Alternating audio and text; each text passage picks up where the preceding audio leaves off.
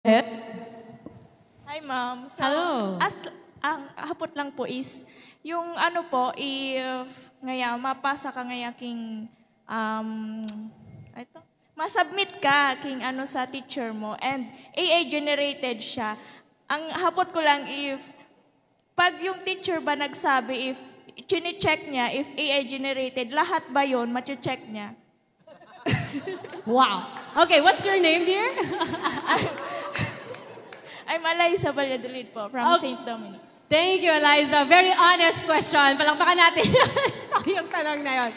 Okay, so let me make sure na tama yung pagkakaintindi ko. Ang tanong ni Eliza is, kapag daw po ba nagsabi yung teacher na i-check nga kung AI generated yung output nyo, ma-check niya daw ba lahat? Tama? Tama yun ba? Okay. Okay, sige. Number 1, okay. It is subjective based on how good your teacher is in spotting AI. So let me help the teacher. Para po malaman ng teacher, one of the ways is plagium. Plagium. P-L-A-G-I-U-M. Okay, pwede for plagiarism.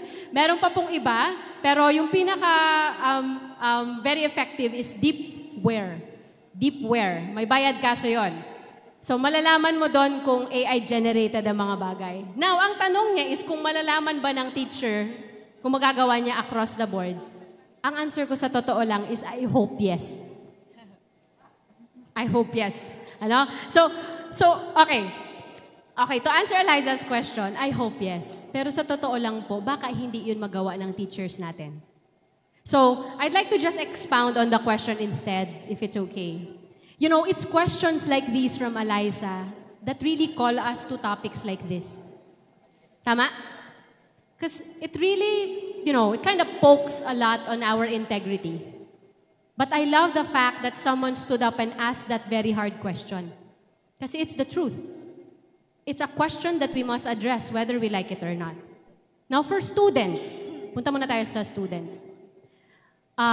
May BPO po kami and alam namin na sa mga BPO applicants namin ay nagde-generate sila ng AI. To be honest, I encourage them.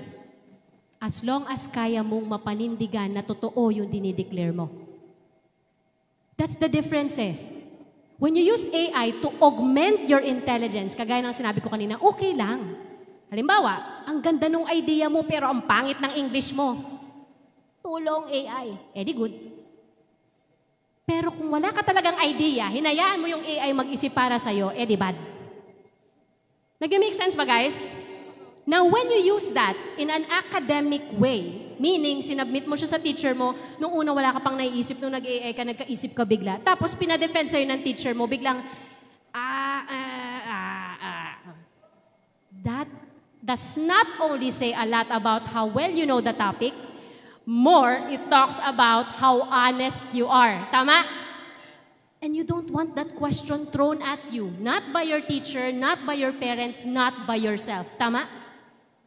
So, going back to the question, I hope one day, we don't even have to ask our teachers, check mo ba talaga? Because the truth is when we use AI, even when we use AI, if we have full confidence na may ambag tayo dun sa ibinigay natin kay AI, okay lang. We'll even be proud. Ma'am, nag-AI po ako. Ito po yung prompt na ginamit ko. Mapaproud pa yung teacher mo. Kasi yung teacher mo ngayon, makikita niya, aba, nice. You used AI, but your ideas are brilliant on their own. Thank you po, ma'am. That's a warmer thing to receive, correct? You don't, sabi nga, if you can't beat them, join them down. But of course, it doesn't always follow. Pero, use the tool to augment you. No? Not to bury you and carry you somewhere that's too far from your moral compass. Diba? And for the teachers naman po, it's a lot of pressure on their part. For students in the room, rather. Bilang BPO, I'd like to just share a thought na tandaan niyo po na ang mga projects ng ating mga teachers ay hindi po talaga para sa kanila. It's for you. And whenever we have applications coming in sa aming company at nakikita namin na hindi ganun ka-effective yung the way sila mag-communicate and whatnot, naaawa kami sa students. Pero kadalasan hindi mo naman mabablame yung teachers kasi they can only do so much. But it is in the students enthusiasm to really learn as deep as they can so they can apply what they learn after class. Pag wala na po sa school, trust me guys, ibang-iba. Lahat ng mga pinag-fake natin sa AI, sa mga outputs natin, hindi natin siya ma-fake kapag real life na. Pag trabaho na talaga ang usapan. Okay? So, yun po. Mahaba yung sagot ko, but I hope I was able to touch the real issue in those questions. Thank you so much, Eliza. Thank you. Maraming salamat. Last question for Ms. Mitsui. Go ahead po. Our last participant to throw a question. Go ahead po. Sorry, I'm not here to ask question. As a professor po ng isang university, yes, we do check the AI. And we have a different tools. Sorry, not to pop the balloons. Yes, we do check. And from a simple project to case study to thesis, yes po, we do. And most probably sa college po namin, which is College of Information and Communication Technology, yes, we do po. So thank you po. Thank you so much. Sir, what's your name, sir? Kenneth Bautista po from Diocese of Verac. Thank you so much. Palakpakan natin. Thank you, sir. Okay, so, since I cannot answer directly, we have the answer. Ayan. Thank you so much, sir. So, yan ha, let that serve as a warning, dear students. Okay. Thank you. Yes? Do you have another question for Ms. Mitsui? Go ahead. Yes, Chris, the birthday boy? Yes. Uy, birthday boy pa siya. Go. Regarding po sa campus journalism, we're still talking about school. Is it also possible to use artificial intelligence as reference in articles like newspapers po? Okay. All right. So, you mentioned, is it what? Sorry. Still possible po to to take artificial intelligence as reference po sa mga articles. Okay, very good question, Chris. All right, I don't recommend it. Okay? Based on also our studies, simple lang bigyan kita ng example, Chris. Nag-upload ako ng isang document, tapos pina-review ko. No? Papasite ko sa kanya yung specifics ng document na yon. Let's say it's a 10-pager document. Guess what, guys? AI does not get it right all the time. And what are the odds na sa ipopost mong article sa campus journalist, yung nireferensan mo na AI result, kasama siya doon sa not correct. That is very irresponsible. Tama? So instead, kahit po, kasi may deep search na tinatawag, for example, sa ChatGPT, ang maganda doon, mayroon siyang mga links and sources that you can use. But still remember that even those that are already posted available online are still yet to be verified. Okay po? So, kumbaga guys, si AI po, yes, you can use them. Give me links to online articles that talk about this topic. Lalabas yan.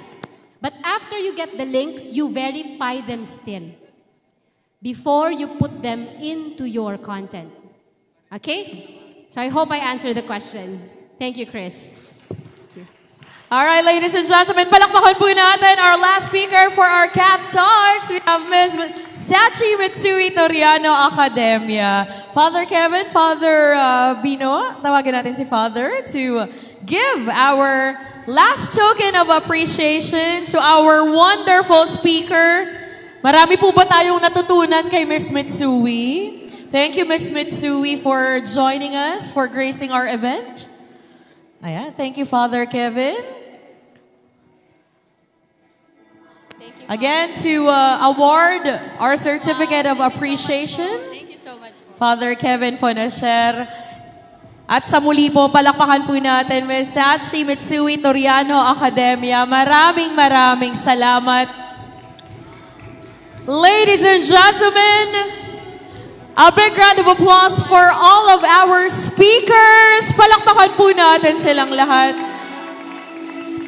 This is the first Bicol Catholic Media Convention happening this last day of May 2025. Dear Catholic communicators, we will have the last part of our convention, which is our Eucharistic celebration. We will be joined in by the Bishop of the Diocese of Legazpi, Most Reverend Joel Z. Bailon. So let us now prepare for our Holy Mass. Can also do our quick break bago po ang ating misa. And again, our many thanks to all of our